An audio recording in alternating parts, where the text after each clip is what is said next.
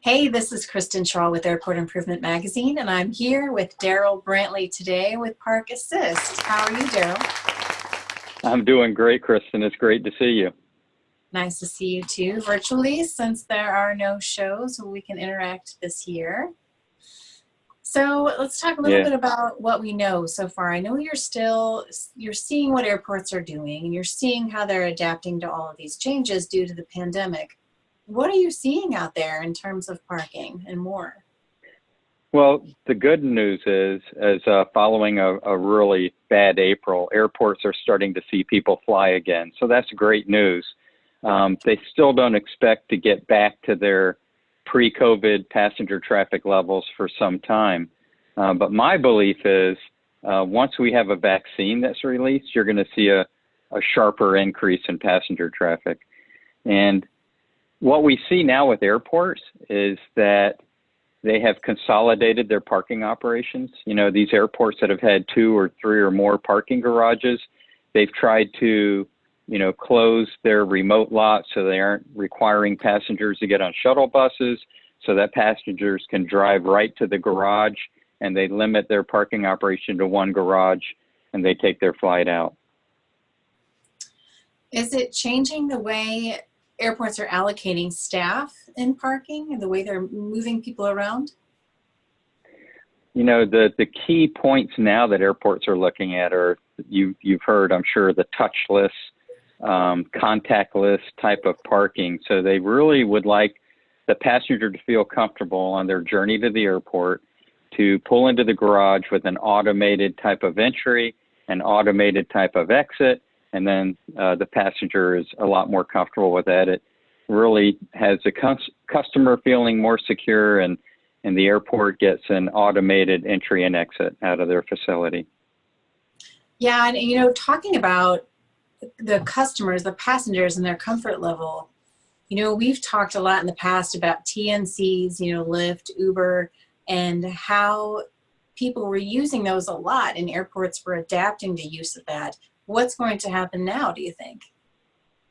I think people are still using them, but certainly not at the levels that they were. I believe that customers are a lot more comfortable getting in their own personal vehicle and driving to the airport and parking rather than, parking someplace and getting on a shuttle bus or getting into a subway or mass transit or commercial transportation like an Uber or a Lyft or any of the others. I think it's that personal safety feeling that passengers have when they're in their own vehicle. So that speaks well for airports also, that they can maybe capture some of those passengers in their garage that they weren't seeing before. That's true, and they will need those revenues going forward to recover from this crisis now. What is Park Assist going to be doing coming up? Like, what are you doing that's new and different as you're adapting yourselves? We're already reaching out to our airport partners, our business partners, and asking them, how can we help? What can we do to help you in your current parking operation during this pandemic? And some of the airports have asked us to help them use the technology to maybe nest employees, because again, airports, rather than parking airport employees in a remote lot and having them get on a bus, they can save that expense of the busing operation and have employees park right in the garage. But instead of having the employees park in the parking levels that are closest to the airport, they would want to put them in maybe one of the upper levels, level 4 or level 5, and use our technology to make sure the employees are parking where they're supposed to be parking. Yeah, I'm just thinking about, my own experiences at the airports as I've been traveling, and you as well. One of the things I always loved about the Austin airport is that it offered valet service. Are you seeing any kind of uptick in that kind of offering for parking? I think what we're seeing really is airports trying to minimize costs and let the customer drive to the airport, park in their own area. They can use our technology and perhaps have reserved spaces for those airport customers or charge a premium parking level in certain spaces for those customers. And again, it takes them out of someone else being in their car or them being in somebody else's car to park. Yeah, that makes a lot of sense. You could pay a premium price and be right up front. Right. Right. That makes a lot of sense. So are there any silver linings? Is anything in terms of technology or any advances that you've seen that have been accelerated because of this? Yes. I don't think it's a direct cause because of this, but Park Assist is, again, the innovator in camera-based parking guidance. And they're always looking to improve and innovate and bring on new product. And on July 1st, we launched the INX platform, which is a completely new software program. And it truly does put the control of the parking operation into the operator's hand. And they're able to do new and different things like direct messages on signs, video signs in the garages or as they're entering a facility, or do things like the customer centrics, being able to supply the operator or the airport what the customer's feeling is about parking in the garage, and us being able to use our technology to track how long it takes that customer to park from the time they enter the facility until they find a parking space. Right. There's a lot to figure out, and there's a lot that's unknown at this time.